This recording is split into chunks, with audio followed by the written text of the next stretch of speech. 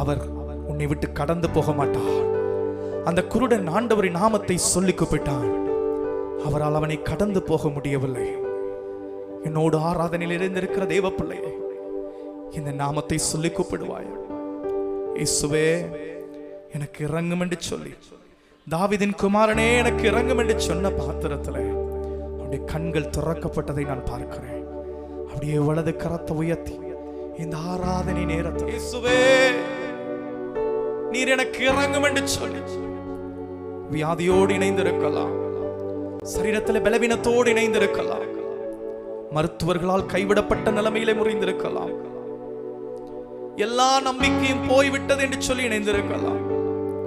இனி ஒரு ஆரம்பமே இல்லை, எல்லாமே முடிந்து போனதையா.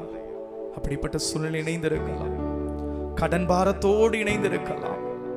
இந்த ஆண்டவராகிய இயேசுவை நோக்கி கூப்பிடுகிற நேரத்தில் அவர் உங்களுக்கு சமீபமாயிருக்கிறார்.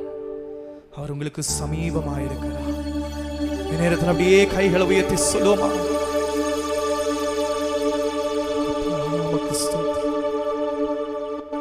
இயேசு நாமம், இயேசு நாமம், இயேசு நாமம், இயேசு நாமம், இயேசு நாமம், இயேசு நாமம் வாழ்கவே. சத்தம் உயர்த்தி இயேசு நாமம், இயேசு நாமம், இயேசு நாமம், இயேசு நாமம், இயேசு நாமம், இயேசு நாமம் வாழ்கவே.